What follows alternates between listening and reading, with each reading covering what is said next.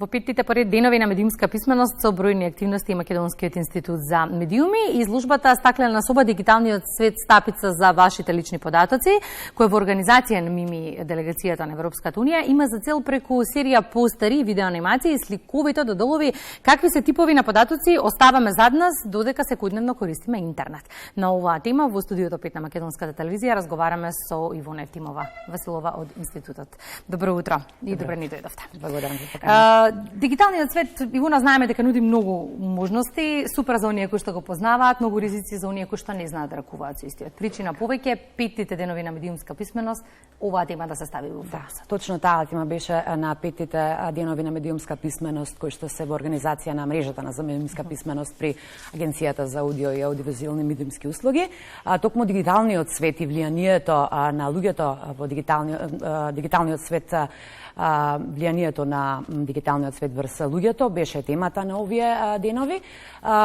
МИМ се вклучи како и секоја година со низа активности. Една од активностите беше и панел дискусија на тема постојано поврзани дигиталниот свет, влијанието на дигиталниот свет врз децата и младите, и како втора активност беше отварањето на Стаклена соба, овој пат со наслов Дигиталниот свет стапица за вашите лични податоци. Деновите на медиумска писменост е еден од најважните национални настани кои што треба да ги мобилизира и граѓаните, и државните институции, образовните институции, сите сегменти од општественото живење на едно место со цел подигнување на свеста за информацијската писменост. Така, ние последните неколку години Македонскиот институт за медиуми и со уште неколку граѓански организации и со меѓународните институции и организации, посебно со делегацијата на Европската унија, работиме на континуирано напредување на медиумската писменост во земјава. Од најрана возраст, нели, уште од основното образование, па се надеваме понатаму и во средното образование, но и медиумска писменост за повозрасни лица. Бидејќи сметаме дека и ним, исто колку и на децата, и ним им треба повеќе познавање во оваа област. Нова стаклена соба имаме, за која што сакам да продискутираме и во Македонија наутро. Какви се податоци оставаме додека седиме зад компјутерите? Свесни ли сме? Не сме свесни. Искрено, ни јас, ни моите колеги не бевме свесни какви се податоци оставаме зад нас додека ги користиме дигиталните уреди и додека сме на социјалните мрежи. Оставаме лични податоци. Оставаме најлични податоци и најинтимни, би рекла, податоци. Оставаме отпечатоци од нашите прсти. Оставаме лик на нашите дигитални уреди. Го оставаме нашиот глас на дигиталните уреди. Оставаме картички, трансакцијски броеви, оставаме матични броеви. Нашиот телефонски број всушност не е само наш. Ние кога го оставаме при купување на некоја апликација, која што иако е бесплатна, понатаму нуди можности да се купат некои додатоци или слични работи. Јас, например, бев изненадена кога еднаш доцна во ноќта ми стигна порака од реклама за некој ресторан кој што нуди попуст на нивната храна, во кој што јас никогаш не сум била, кој што јас никогаш не сум го оставила мојот телефонски број на тој ресторан. Се случува да купуваме нешто и понатаму да купуваме, например, нешто за во домот и понатаму за неколку минути да не се појават уште многу други работи кои што можеби ни фалат во нашиот дом. Да, со експерт за сајбер безбедност, изминатиот период често говориме во Македонија наутро, и изненадувачки е фактот кој што граѓаните не го знаат колку паметните уреди слушаат и колку апликациите не условуваат да ги користиме истите. Да, понекогаш не ни барате нешто, едноставно само ќе го спомнете во друштво или со пријатели и после неколку минути истото тоа ви се појавува на вашиот уред, на некоја реклама за да си го купите, да си го набавите. Гледаме во моментов видеоматеријал од отварањето на Стаклена соба, она што ме изненадува е бројот на посетители на отварањето. Да. Што значи дека граѓаните и сакаат да знаат. Да. На ова отварање конкретно, имаше многу млади луѓе кои што се многу заинтересирани за каде завршуваат нивните податоци, за кои ќе кажам повторно не се ни свесни, и како што кажа и евроамбасадорот на отварањето на самата изложба, вели апсурдно е ние да ги забрануваме, да го забранување користењето на дигиталните уреди. Тоа е дел од нашето секојдневие, но треба да сме свесни како паметно да ги користиме. Како да внимаваме што треба да оставиме, а што не треба да оставиме зад нас додека ги користиме. И знаете, има и различни постери и видеоанимации на изложбата, кои што може да се погледат на изложбата која што е поставена впрочем во Europe House Скопје и ќе биде поставена во наредните 2 месеци. Сите заинтересирани можат да ја погледнат. Има еден постер кој што е многу интересен, им беше многу интересен на дел од посетителите.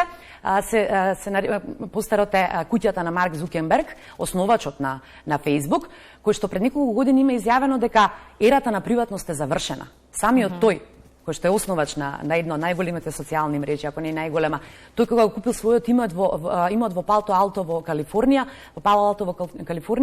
ги купили сите 4 куќи околу него, околу неговиот имот, за да си ја заштити на еден вид приватноста. И оние кои му ги уредувале интериерот и градежните работници и со нив подпишал договор дека не смеат да изнесуваат за приватност, дека не смеат да изнесуваат ништо од неговата приватност. На темата која е поврзана со изложбата изложбата Стаклена соба, организиравте и работилници со млади. Она што ме интересира е како помина, колку беа заинтересирани младите да се едукираат. Минатата Стаклена соба, дезинформација и манипулации на интернет, која што се уште всушност патувачка, се уште патува, моментално се наоѓа во Europe House во Велес, беше во Скопје, па во Крива Паланка, па во Струмица. Имавме по неколку обуки за млади на тема поврзана со сајбер безбедност, приватност на интернет и дезинформации на интернет. Младите беа презаинтересирани, значи ако ви кажам дека од прилика преку 200 млади луѓе ги посетија овие обуки во сите 3 града и уште толку имаше заинтересираност кој што само ја видоа изложбата, за жал не можеа да успеат да дојдат на работилниците. Исти такви работилници ќе имаме и во рамки на оваа изложба нова. Исто ќе бидат во Скопје, понатаму изложбата од Скопје се сели во Струмица, па во Крива Паланка, па понатаму во Велес и во Битола, односно во сите Europe House центри низ државата. Поголема медиумска писменост зависи од координирано делување на сите општествени сегменти. Во тој контекст, што е најнеопходно да се направи во моментов за да ги научиме граѓаните како да се штитат себе си и правиме ли од друга страна доволно, Ивона?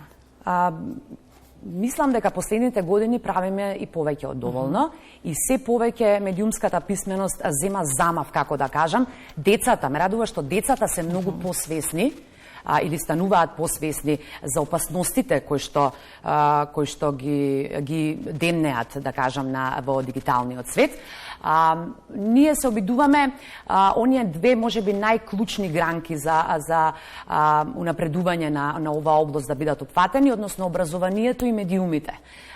Како институциите се разбира, кои што во последните години навистина имаат многу повеќе разбирање за оваа тема, за важноста на оваа тема. Ние знаете дека работиме и со обуки за наставници во рамки на друга проекта активност, која што обуките се уште траат, понатака тие наставници ќе ги обучуваат своите ученици за важноста на медиумската писменост и информацијската писменост, да бидат критични, да проверуваат, да анализираат, да дискутираат на одредена тема и за одредени информации кои им се пласираат и нормално медиумите кои што секако дека треба да создаваат содржина која што ќе биде се различно од онаа содржина која што ја гледаме последно време во онлайн просторот, која што не е проверена, не е доволно истражена и слично.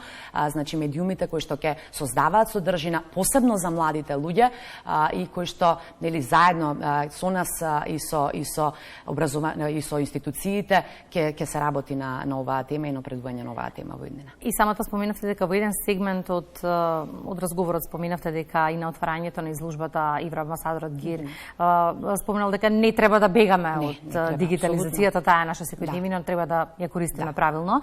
Во тој контекст за да го заокружиме и разговорот, на што да внимаваат нашите граѓани кога ќе го вклучат својот паметен уред? Би рекла на се да внимаваат, но не може на се да се внимава. Јас прва многу ретко ги читам и оние политики за приватност кои што ги нудат апликациите во нивниот состав. Не знаеме дали тие всушност не штитат нас, корисниците, или ги штитат компаниите. Знаете, исто би сакала вака исто да кажам дека кога вие пребарувате нешто на вашиот интернетен пребарувач, тој не сака да ви помогне, мислам, ќе ви помогне во секој случај, но тој сака да извлече што повеќе податоци за ваш. Затоа, што помалку да се споделуваат оние најличните податоци, би било навистина подобро да се внимава каде се дава телефонскиот број, каде се даваат матичните броеви, личните податоци и така натаму. Ивана, благодарам за гостувањето во Македонија. Наутро, деновите на медиумска писменост не се единствените кога ние говориме на оваа тема, што значи дека по завршувањето на истите, повторно ќе ви имаме овде во студиото. Благодарам многу за вас.